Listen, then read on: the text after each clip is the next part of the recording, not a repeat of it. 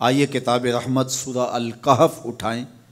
اللہ تعالیٰ نے ایک واقعہ بیان کیا ہے حضرت موسیٰ اور حضرت خضر علیہ السلام کا، کہ حضرت موسیٰ علیہ السلام عزم مصمم کر کے جب چلے تو اللہ فرماتا ہے کہ ہم نے حضرت موسیٰ علیہ السلام کو جس بندے کی نشانی بتائی تھی وہ بندہ ان کو وہاں مل گیا۔ سفید چادر اوڑھے حضرت خضر علیہ السلام وہاں لیٹے ہوئے تھے، تو یہ جا کے ان کے پاس کھڑے ہو گئے کہ حضرت میں آپ کی خدمت میں اس لیے آیا ہوں کہ اللہ نے آپ کو جو خصوصی علم عطا کیے ہیں میں ان کو سیکھنے کی غرض سے آپ کی چوکھٹ پہ آیا ہوں۔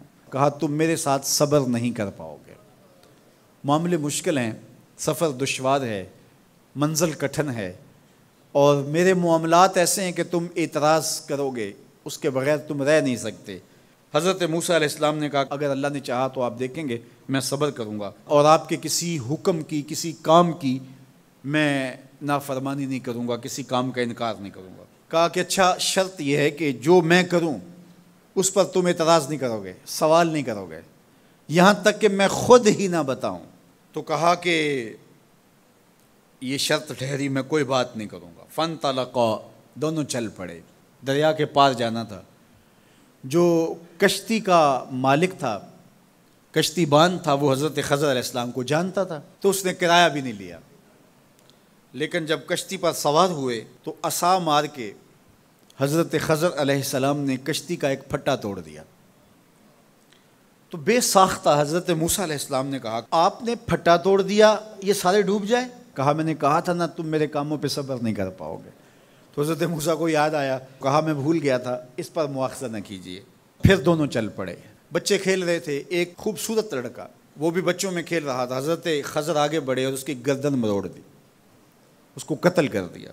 صاحب شریعت تھے حضرت موسیٰ علیہ السلام، نہ رہ سکے، پھر بول پڑے ایک جان کو بغیر کسی جان کے بدلے میں قتل کر دیا، اس نے گوایا کیا تھا ہمارا؟ آپ نے بہت ہی جو ہے وہ غلط کام کیا، یہ کام اچھا نہیں کیا آپ نے۔ کہا میں نے کہا نہیں تھا کہ تم میرے ساتھ صبر نہیں کر پاؤ گے۔ کہا ایک موقع اور دے دیجئے، اب اگر میں نے کوئی اعتراض اٹھایا تو پھر دوبارہ مجھے آپ اپنی صحبت میں نہ رکھیے، عذر تمام ہو جائے گا۔ پھر دونوں چل پڑے، یہاں تک کہ ایک بستی میں دونوں آئے تو آپ نے بستی والوں سے کہا کہ ہم مہمان ہیں، آپ ہماری مہمان نوازی کیجیے، کھانا کھلائیے۔ تو انہوں نے انکار کر دیا، کہا کہ ہم تو آپ کو بلایا نہیں ہے، آپ خود آئے ہیں، آپ اپنے کھانے کا خود انتظام کیجیے۔ گزر رہے تھے گلی سے تو ایک دیوار گرنا چاہ رہی تھی، تو جلدی سے اس دیوار کو مرمت کر دیا۔ کہا حضرت ہم اگر چاہتے تو اس پہ اجر لے سکتے تھے، انہوں نے ہمیں کھانا تک نہیں دیا اور ہم ان کی دیواریں سیدھی کر رہے ہیں۔ کہا اب تمہاری میری جدائی ہو گئی، تم نے یہ بھی اعتراض کر دیا۔ تو انہیں یاد آیا کہ وہ یہ بھی اعتراض ہو گیا، اب میں تمہیں بتاتا ہوں کہ یہ 3 کام میں نے کیوں کیے۔ اللہ اکبر۔ اب سنیے، قرآن ہمیں بتاتا ہے کہ ظاہری علم بھی ہوتا ہے لیکن کوئی باطنی علم بھی ہوتا ہے۔ کہا وہ پہلی بات کشتی والی سنو، یہ 2 مسکین بچوں کی کشتی تھی، ان کے گھر کا چولہا اس کی کمائی سے جلتا تھا۔ دریا کنارے کنارے ایک ظالم بادشاہ رہا تھا جو لوگوں کی کشتیاں چھین رہا تھا، ہم نے تھوڑا سا عیب لگا دیا، وہ ٹوٹی کشتی چھوڑ کے چلا گیا۔ اب وہ تھوڑے سے پیسے لگا کے کشتی مرمت کرا لیں گے، گھر کا چولہا جلتا رہے گا، بتاؤ اچھا کیا یا برا کیا؟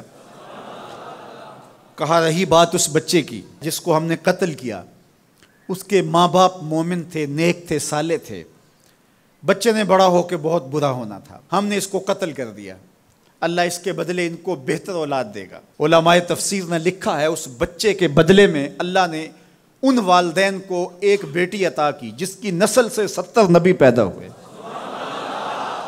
دیوار کی کہانی بھی سن لیجئے، یہ شہر کے 2 یتیم بچوں کی دیوار تھی اور اس کے نیچے ان کا خزانہ تھا اور ان کا باپ بڑا نیک تھا۔ خزانہ دیوار کے نیچے ہے، دیوار گرنا چاہ رہی ہے، کسی معمولی دھکے سے گر جاتی۔ 2 ہی صورتیں تھیں، یا وہ بچے خود اپنا خزانہ اٹھا لیتے یا لوگ اٹھا کے لے جاتے۔ لوگ اٹھا کے لے جاتے پھر بھی ہاتھ میں کچھ نہ آیا، اور اگر وہ خود اٹھا لیتے تو بچے ہیں، بچپنے کی وجہ سے وہ اس کو اڑا دیتے۔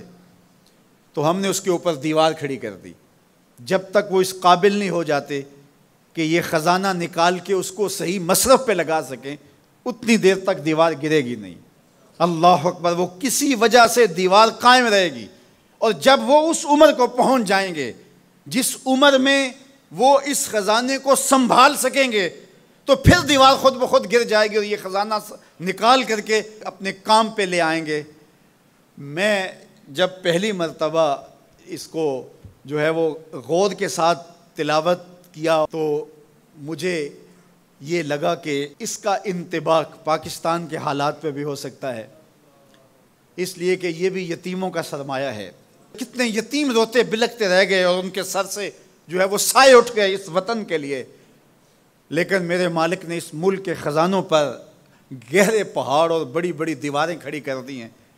جب تک یہ قوم بلوغت تک نہیں پہنچے گی اتنی دیر تک وہ خزانے ظاہر نہیں ہوں گے، اور جب یہ قوم اپنی بلوغت تک پہنچے گی، شعوری بلوغت، فکری بلوغت، علمی بلوغت، اور رب سے جو وعدہ کیا تھا پاکستان کا مطلب کیا، لا الہ الا اللہ، جب اس بلوغت تک یہ پہنچ جائے گی، اس وعدے کی تکمیل ہوگی، پھر رب دیوار ہٹا دے گا اور پاکستان کو اللہ اتنے خزانے دے گا اور پاکستان ایسا مالا مال ہوگا دنیا دیکھنے آئے گی انشاءاللہ۔